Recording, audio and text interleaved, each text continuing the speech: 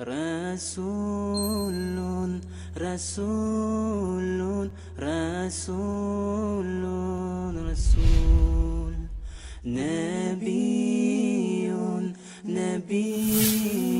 En ce qui concerne la prière de Tarawih, l'histoire et les arguments sont très clairs. L'actualité de cet été est marquée par de nombreux et dramatiques événements où des milliers de musulmans sont tués chaque semaine, et notamment par d'autres musulmans. On revient sur la polémique à propos du livre de Mahamar Metmati intitulé Tariq Ramadan et l'homosexualité. Ce livre fait polémique depuis sa parution. Il y a des choses qui peuvent vous choquer, par exemple. Chose que vous ne saviez pas dans tout le débat qu'il y a eu avec une femme comme Amina Wadoud qui dit une femme peut diriger la prière. Scandale, comment est-ce que c'est possible? Oui, la stricte observance des lois où on réside. Je vais même vous dire une chose, c'est que même si elle s'oppose, mais elle ne s'oppose pas aux lois du Coran, puisque au nom du Coran, il faut respecter la loi du pays où on se trouve. Ah, c'est marqué dans le Coran? Non, au nom de la bonne compréhension du Coran, tout n'est pas marqué dans le Coran.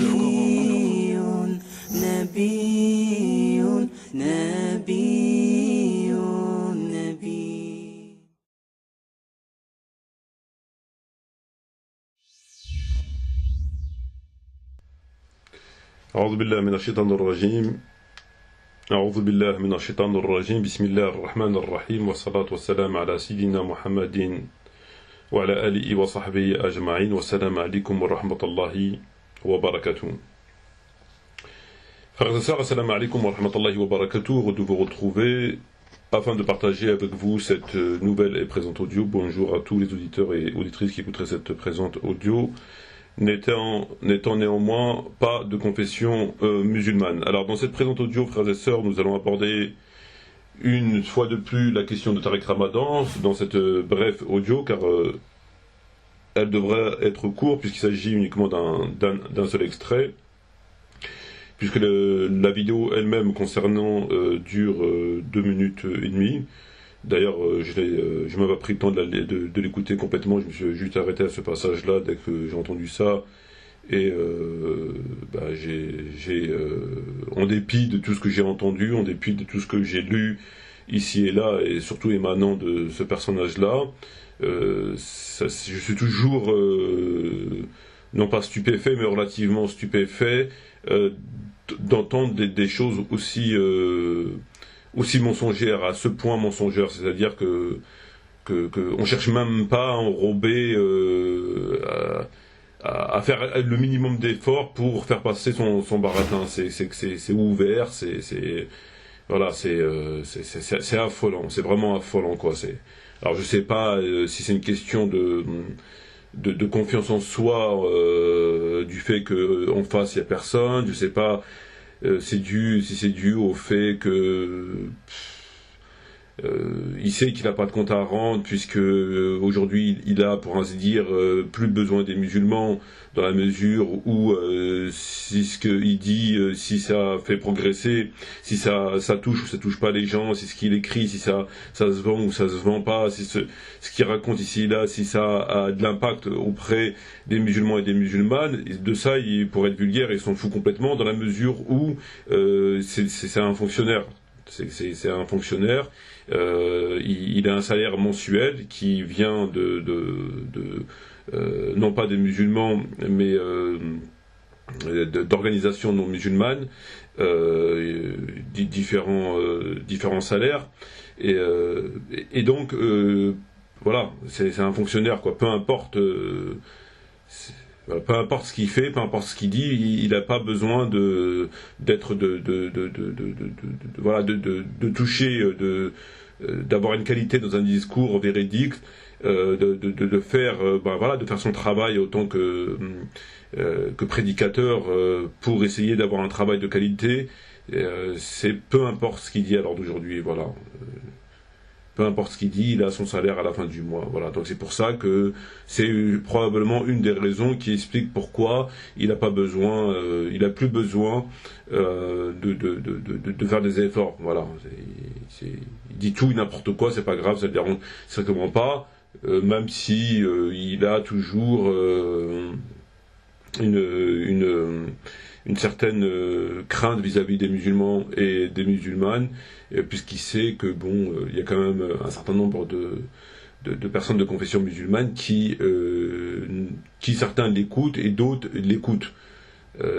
Certains l'écoutent, c'est-à-dire croient encore plus ou moins en lui, et d'autres qui l'écoutent du style qui, comme moi, analyse ses propos. Voilà, ça il le sait, donc il doit avoir quand même, voilà, un minimum de retenue, quoi. Mais elle est vraiment très faible, parce que, comme je l'ai dit, il n'en a que faire alors d'aujourd'hui des musulmans et des musulmanes. Il vit pas grâce à eux. Qui disent bien, qui disent faux, qui disent vrai, qui disent à côté de la plaque, il sera toujours là, puisque voilà, il est payé par le camp d'en face. C'est le camp en face qui lui donne des sous, et donc voilà, c'est comme ça. Donc pour revenir au sujet, donc nous allons aborder ce bref extrait donc d'une audio, dans une vidéo qui a été tuée Tariq Ramadan sur les frères musulmans 20 août 2013, présent sur un plateau de télévision face à un journaliste. Donc j'ai écouté ce bref passage, et comme je l'ai dit précédemment, j'ai été relativement stupéfait d'entendre des choses qui sont à ce point, enfin des affirmations qui sont à ce point aux antipodes de la vérité, qui sont à l'opposé de la vérité. Voilà, c'est pas à mi-chemin, c'est pas à 30%, c'est pas à 68%, c'est pas à 85%, c'est à l'opposé. C'est blanc, il dit c'est noir, il dit c'est blanc. Voilà. Donc ce qu'on va faire, frères et sœurs, c'est que nous allons écouter ce bref passage que le frère va vous faire découvrir. Donc je vous propose d'écouter ce bref passage, et on se retrouve ensuite, Inch'Allah, pour le commenter. Donc écoutons-le. Mais horreur aussi de la part des frères musulmans, par exemple quand ils condamnent la liberté des femmes de voyager, il faut que les maris donnent leur accord, ils condamnent le droit aux adolescents d'avoir accès aux contraceptifs. Là aussi, une culture démocratique très basse chez les frères musulmans. C'est pas une culture démocratique, c'est des conservateurs, et ça c'est une chose. Oui, non mais attention, parce que ceux dont vous parlez ici, c'est pas les frères musulmans, c'est les salafis qui ont cette position. C'est le communiqué officiel des frères musulmans. Non, c'est les salafis qui ont cette position-là. Les frères musulmans sont des conservateurs, ils sont par rapport à un certain nombre de ces questions-là, elles doivent être l'objet de critiques, ça c'est une évidence. Vous les condamnez, ces positions-là ? Ces positions-là, pour moi, elles n'ont absolument rien à voir avec l'islam, et il faut absolument changer ceci. Alors, nous avons entendu Tariq Ramadan face aux journalistes qui lui posent la question sur la situation lors d'aujourd'hui, enfin à date de 2013, de 21 août 2013, donc sur la situation en Égypte, par rapport aux frères musulmans lorsqu'ils avaient, entre guillemets, le pouvoir. Et donc il lui dit que les frères musulmans imposent certaines choses qui ne sont pas en harmonie avec la démocratie, et à savoir le fait que la femme doit demander l'autorisation à son mari pour voyager, et que des jeunes utilisent des contraceptifs. Ce à quoi Tariq Ramadan lui répond en lui disant non, c'est pas les frères musulmans qui imposent cela, c'est les salafistes. Donc c'est pas les frères musulmans qui imposent ces deux points que je viens d'évoquer, mais c'est les salafistes. Donc le journaliste en face, il lui dit non, nous avons la preuve, enfin, on a le fax, c'est les frères musulmans qui imposent cela. Tariq Ramadan, il persiste ici, il dit non, c'est pas les frères musulmans, c'est les salafistes qui imposent cela. Donc après, le journaliste, il lâche l'affaire, hein. Face à autant de détermination, à autant d'affirmations, à autant de certitudes, il lâche l'affaire, alors que le journaliste, bien évidemment, avait raison, puisque on va y revenir. Et mais bon, face à quelqu'un qui est autant déterminé, autant sûr de lui, l'autre il a une preuve, il sait de quoi il parle, c'est un journaliste, hein, il n'a pas, ça lui fait lui ni chaud ni froid que ce soit les frères musulmans ou les salafistes qui disent ça change rien pour le journaliste. Donc il n'a pas d'intérêt sur ce point à mentir. Et donc l'autre en face, donc Tariq Ramadan, il dit non, c'est pas les frères musulmans, c'est les salafistes. Bon donc il lâche l'affaire. Et après quoi, Tariq Ramadan lui dit ces choses n'ont absolument rien à voir. Ces positions n'ont absolument rien à voir avec l'islam. Voilà, donc il dit ces positions n'ont absolument rien à voir avec l'islam. Mais attention, parce que ceux dont vous parlez ici, c'est pas les frères musulmans, c'est les salafis qui ont cette position. Non, c'est les salafis qui ont cette position-là. Les frères musulmans sont des conservateurs. Ils sont, par rapport à un certain nombre de ces questions-là, et doivent être l'objet de critiques. Ça, c'est une évidence. Pour moi, ces positions-là. Ces positions-là, pour moi, elles n'ont absolument rien à voir avec l'islam. Et il faut... Voilà, donc ces positions n'ont absolument rien à voir avec l'islam. Alors, qu'est-ce qu'on peut dire des propos de Tariq Ramadan? Qu'est-ce qu'on peut tirer comme conclusion, comme enseignement, entre guillemets enseignement, des propos de Tariq Ramadan? Déjà, pour commencer, le journaliste, il lui dit que c'est les frères musulmans qui imposent cela. En face, il lui dit non, c'est les salafistes. Donc il lui dit c'est les salafistes, c'est pas les frères musulmans. Déjà, là, il veut faire endosser aux salafistes, parce que les salafistes ont bien sûr bandeau, hein, c'est eux qui tuent, c'est eux qui voilà, c'est eux qui ont une lecture complètement erronée de l'islam, rétrograde, littéraliste, disent n'importe quoi, bref, les salafistes ont bandeau, dès que ça va pas, c'est les salafistes. Donc là, encore une fois, ça va pas, ça ne plaît pas à la démocratie, ça ne plaît pas aux non-musulmans. Tariq, tout de suite, c'est les salafistes, c'est pas les frères musulmans. Pourquoi c'est pas les frères musulmans? Parce que Tariq Ramadan a une certaine proximité, malgré lui bien sûr, avec les frères musulmans. Donc il y a une certaine proximité, étant donné que son grand-père était, que Dieu lui fasse miséricorde, Hassan al-Banna, rahimahullah, était donc le fondateur, comme tout le monde le sait, des frères musulmans. Bon, donc qu'il le veuille ou pas, même s'il s'en défend constamment, etc., mais il a quand même une proximité avec les frères musulmans. Donc directement, qu'est-ce qu'il fait? Il veut dédouaner les frères musulmans. C'est pas les frères musulmans. C'est pas les frères musulmans qui imposent ces points qui sont à ce point antidémocratiques, liberticides, etc., etc. Premier point. Premier mensonge. Puisqu'il est bien évident que sur cette question-là, c'est les salafistes, oui, c'est aussi les frères musulmans, mais c'est aussi tous les musulmans normaux. Tous les musulmans qui respectent normalement l'islam, sans zèle, sans une lecture littéraliste, sans interprétation, parce que ça n'a pas besoin d'interprétation. Ça a toujours été comme ça depuis le prophète Mohammed, et ça sera toujours, n'en déplaise à Tariq Ramadan semblable, comme ça. Et on se battra, Inch'Allah, pour que ça le reste. En tout cas, on fera tout ce qui est en notre pouvoir pour sauver l'héritage du prophète. Donc déjà, là, le premier mensonge. Donc il veut faire croire aux journalistes que c'est pas ses amis, les frères musulmans, ils sont pas à ce point extrémistes, intégristes, etc. C'est les salafis. Les salafis ont bandeau, comme je viens de le dire. Alors que là, il ment. Comme il a affirmé le journaliste, c'est bien les frères musulmans. Puisque, comme on va le voir, ces questions sont tout simplement dans l'islam. Voilà, c'est des questions qui sont dans l'islam, aucun rapport avec le salafisme, aucun rapport avec les frères musulmans, aucun rapport avec aucun courant de pensée, c'est dans le Coran ou la Sunna. Voilà, comme on va le voir. Premier point. Deuxième des points, et là c'est toujours consternant d'entendre à ce point des mensonges aussi énormes, sans gêne ni absolument aucune retenue, c'est qu'il dit que ces positions n'ont absolument rien à voir avec l'islam. Ces positions n'ont absolument rien à voir avec l'islam. En parlant du fait qu'une femme doit demander l'autorisation à son mari pour voyager et des contraceptifs. Il dit que ces points n'ont absolument rien à voir avec l'islam. Ça n'a rien à voir avec l'islam.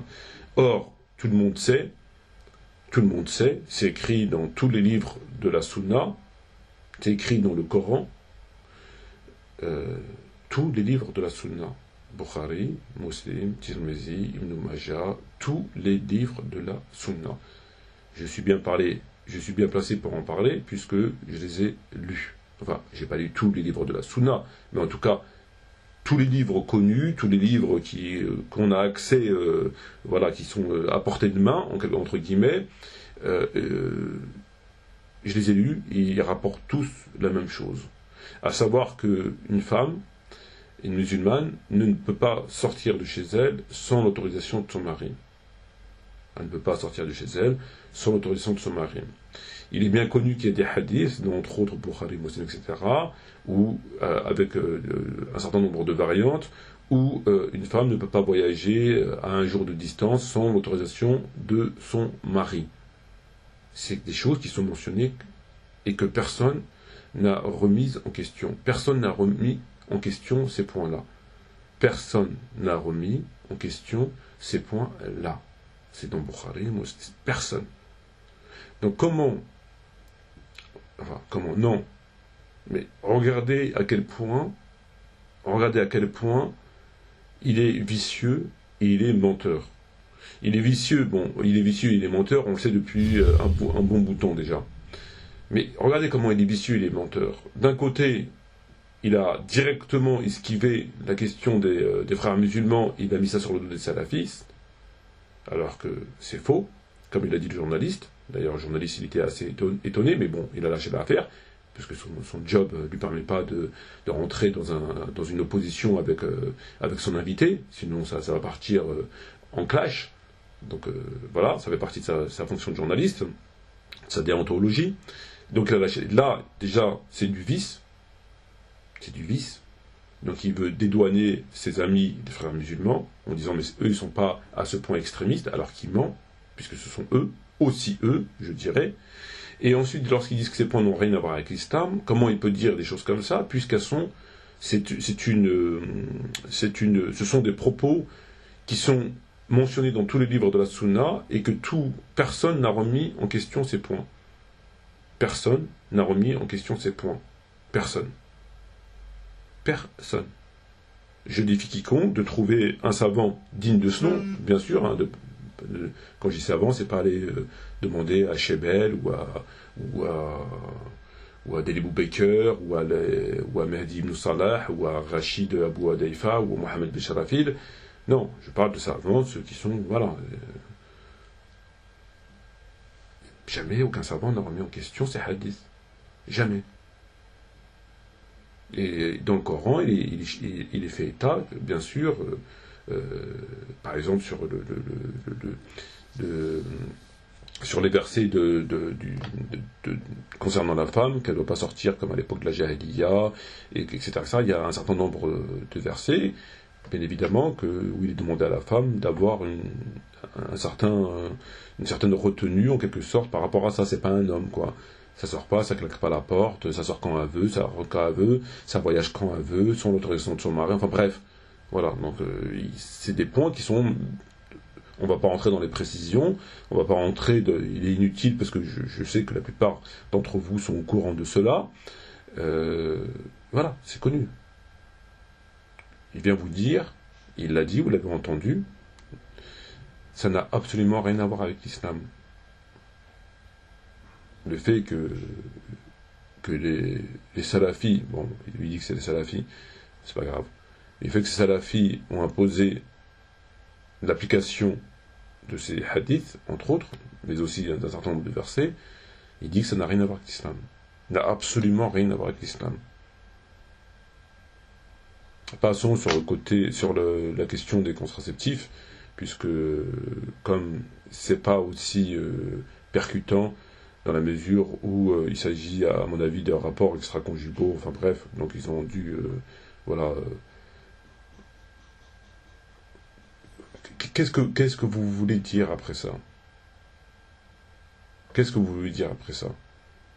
Comment peut-on dire que le fait qu'une femme n'a pas le droit de voyager sans l'autorisation de son mari n'a aucun rapport avec l'islam? Le fait d'appliquer cela, le fait de l'imposer, n'a aucun rapport avec l'islam. Qu'est-ce que vous voulez dire après? Qu'est-ce que vous voulez rajouter après?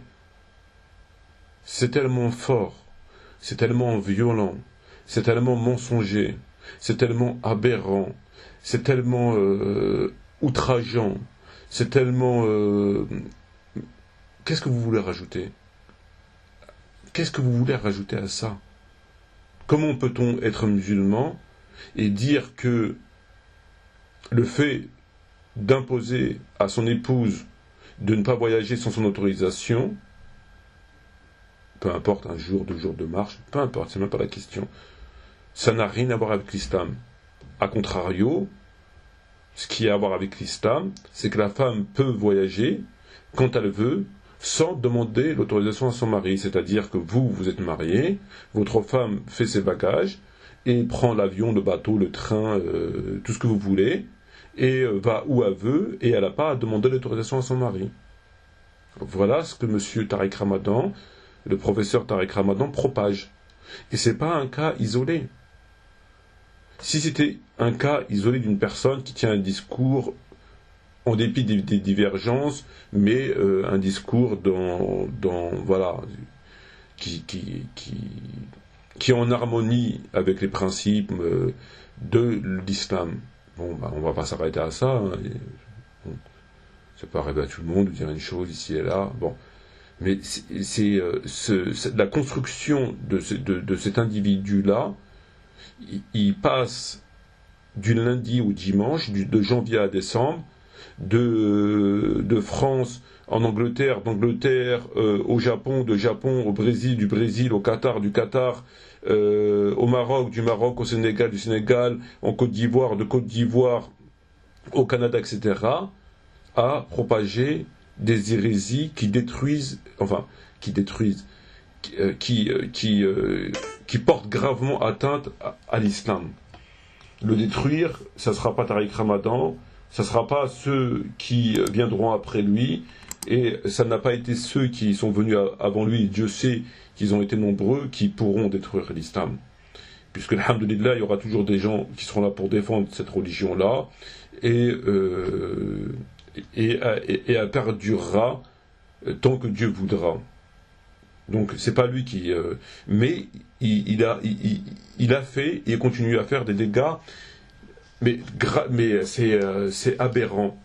Vous prenez la question sur la question de l'homosexualité, sa position sur la question de l'homosexualité. C'est ni plus ni moins que...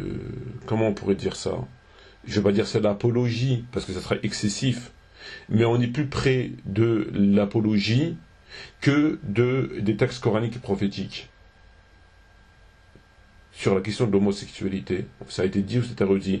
Vous le prenez sur la question de la polygamie, il veut interdire la polygamie. Il estime que la polygamie doit être interdite. A contrario, l'homosexualité doit être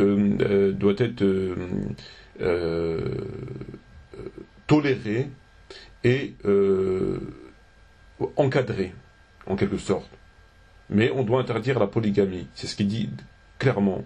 Concernant l'abrogation de versets et de hadiths, il veut abroger, il le dit clairement, un certain nombre de versets coraniques. Abroger des versets qui ont été en application à l'époque du prophète, à l'époque des califes après lui, et lui, monsieur au XXIe siècle, veut les abroger puisqu'il estime qu'ils n'ont plus de raison d'être. Il a falsifié des versets, il a falsifié des hadiths. Il est pro-intégration, donc l'apostasie, c'est-à-dire, voilà, vous vous intégrez dans une société avec tout ce que cela comporte. Pour le vote, il estime que l'apostat ne doit pas être mis à mort au nom d'un ijtihad complètement mensonger. Une histoire qu'il a... sa relation avec Tony Blair, il estime que la laïcité est une très bonne chose, qu'il faut la respecter. Donc la séparation de la religion et de l'autorité. Donc la religion, toutes les lois pénales, civiles, commerciales dans le Coran, elles servent strictement à rien, puisqu'il ne faut pas mélanger la religion et l'État. L'État, c'est une chose, il fait son travail, etc. Et la religion, c'est autre chose. Il ne faut pas les mélanger. C'est le discours de tous les tyrans arabes, comme disait Boumedienne, ceux qui veulent aller dans les bars, il y a les bars, et ceux qui veulent aller dans les mosquées, il y a des mosquées. Voilà, c'est pareil, c'est exactement la même chose. La question de frapper son épouse, il avait menti. La question de toucher que le prophète touchait les mains des femmes, il a menti. La question du hijab, il dit que le hijab est une obligation, mais il n'y a pas de contrainte. Donc ça revient, pour ainsi dire, au même. La question qu'une femme peut divorcer de son mari, elle peut le répudier, elle peut lui dire, toi et moi c'est terminé. Il estime qu'une femme peut sortir sans l'autorisation de son père ou de son mari, si elle est mariée de son mari, si elle n'est pas mariée de son papa. Il estime qu'une musulmane peut se marier avec un mécréant. Il estime que la jizya, il l'a complètement dénaturée en la réduisant à un impôt du style TVA, etc. Mais une manipulation purement, vraiment diabolique. Sur l'expansion de l'islam, etc. La liste, elle est longue. La liste, elle est hyper longue. Et vous avez encore un exemple face à vous, frères et sœurs, où c'est énergumène.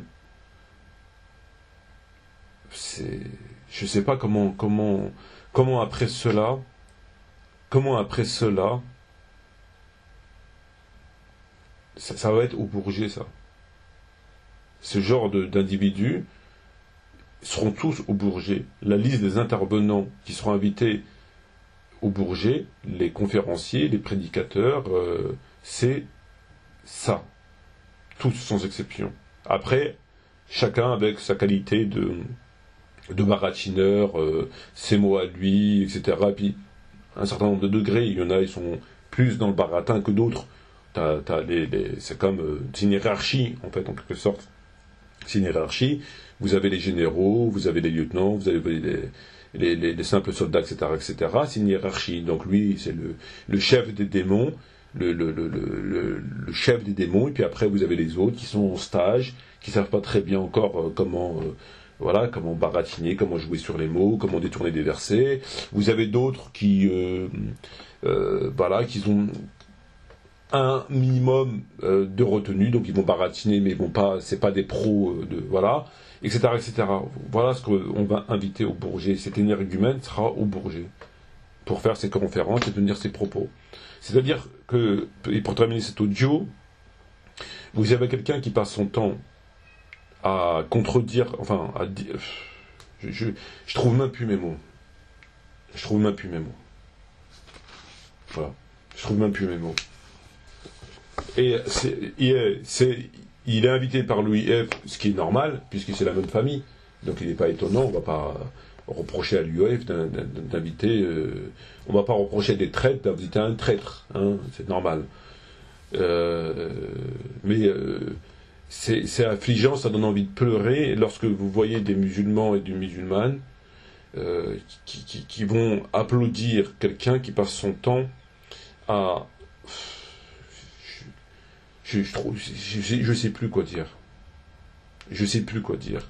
Alors, si je dis faux, si mon explication est erronée, si l'interprétation de ce que je dis est erronée, si j'ai mal entendu, si je connais pas bien l'islam, si je connais pas assez bien la langue française, si ce qu'on voudra dans ces cas-là, qu'on fasse un débat.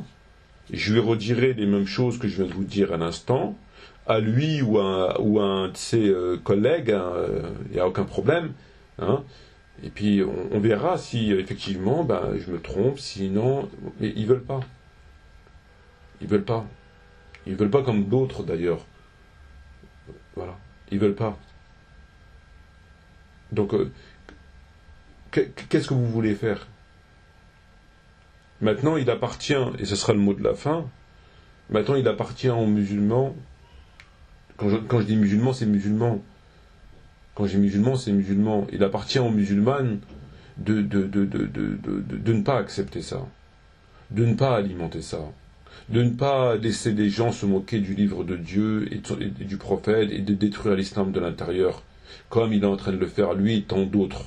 À la seule différence que lui, c'est le chef par la rhétorique du diable et le chef parce qu'il est hyper médiatisé. Hassan Chagloumi s'en est pris plein la gueule, mais alors plein la gueule, alors que Hassan Chagloumi ne lui arrive pas à la cheville. Lui, le Hassan, il a eu, entre guillemets, le mérite de le dire ouvertement. Voilà, je suis ceci, je suis cela, je suis contre ceci, je suis contre cela, etc., etc., etc. Il l'a dit ouvertement, on s'en cache pas. Vous avez ces gens-là qui disent comme lui, voire qui disent pire que lui, mais ils se cachent. Ils le disent de façon... ils font passer leur mensonge. C'est incroyable. Mais les autres, on va les laisser tranquilles. Alors qu'ils disent la même chose. Voire ils disent pire cela. Quand vous voyez la liste de ce que lui, il dit, Hassan Chagloumi, il n'a pas dit ça. Il n'a pas été jusque-là. Parce que sûrement, il n'a pas non plus l'intérêt. Parce qu'il n'est pas autant médiatisé, il n'est pas autant sollicité, il n'est pas autant rémunéré, etc. Donc il n'a pas non plus d'intérêt. Alors que lui, c'est qu'une question d'intérêt. Parce qu'il est obligé au fur et à mesure des invitations, à chaque fois d'appuyer, et tout le temps de rentrer en contradiction avec les textes, etc. Parce que plus il passe à la télé, plus il passe dans la radio, plus il fait des conférences, etc., et plus il est obligé de mentir, et plus il est obligé d'aller plus loin dans son mensonge. Alors que l'autre, il est passé un laps de temps relativement court, il a dit ce qu'il avait à dire, je suis contre le hijab, je suis contre les... Bref, voilà, il a dit ce qu'il avait à dire, et puis voilà, ça s'arrêtait là. Il n'est pas du tout dangereux, sa position, elle est claire. On est d'accord ou on n'est pas d'accord avec lui, mais au moins il est clair. C'est comme Sifawi. Sifawi, sa position, elle est claire. Il se cache derrière rien du tout. Alors, après, il a des intérêts à lui, qui sont personnels, son problème, mais il ne se cache pas. C'est un argument, se cache. C'est le propre des hypocrites. Les hypocrites se cachent. Les autres, on ne peut même pas les considérer comme des hypocrites parce qu'ils ne se cachent pas. Ils le disent clairement. Ils le disent clairement. Alors que eux, ce sont des véritables hypocrites parce qu'ils se cachent. C'est pas du tout la même chose. Voilà. Donc, pour terminer, voilà ce que ce monsieur ose se permettre de dire, à savoir que le fait qu'une femme demande l'autorisation de sortir à son mari et de voyager n'a absolument rien à voir avec l'islam. Voilà. C'est comme si on disait que la prière n'a rien à voir avec l'islam. C'est comme si on disait que la zakat n'a rien à voir avec l'islam. C'est comme si on disait que, je sais pas moi, le djihad, le hijab, ça n'a rien à voir avec l'islam. Ça, c'est des choses que personne n'a remis en question. Personne. Je dis bien personne. Il n'y a pas de divergence. Au sein des savants, il n'y a pas de divergence sur ce point. Il n'y a aucune divergence. Je dis bien aucune. C'est eux qui sont les premiers à tenir ces propos-là, comme il l'a fait sur la question de l'homosexualité, la polygamie et tout ce que je viens de citer. Sur ce, frères et sœurs, j'ai, comme vous le savez, un planning relativement chargé. Donc nous allons attaquer la question de la vidéo sur le Bourget, Inch'Allah, la question de Hassan sur le professeur Hassan, la question de Bukhari, la question du Sharh de Nawawi du Sahih Muslim. On a beaucoup travaillé, Inch'Allah, et puis on s'efforcera de faire notre travail aussi bien que possible, avec nos moyens intellectuels, théologiques, de vocabulaire, nos moyens financiers, et Dieu est certes témoin de toutes choses. Shukran jazilan, je vous remercie, frères et sœurs, de votre attention. Je vous dis shukran jazilan, wa salam alaikum wa rahmatullahi wa barakatuh. J'espère à très bientôt pour le reste de notre programme, Inch'Allah. Merci beaucoup, salam alaikum wa rahmatullahi wa barakatuh. Ces positions-là, pour moi, elles n'ont absolument rien à voir avec l'islam et il faut absolument changer ceci. Ces positions-là, pour moi, elles n'ont absolument rien à voir avec l'islam et il faut absolument changer ceci. Ces positions-là, pour moi, elles n'ont absolument rien à voir avec l'islam et il faut absolument changer ceci.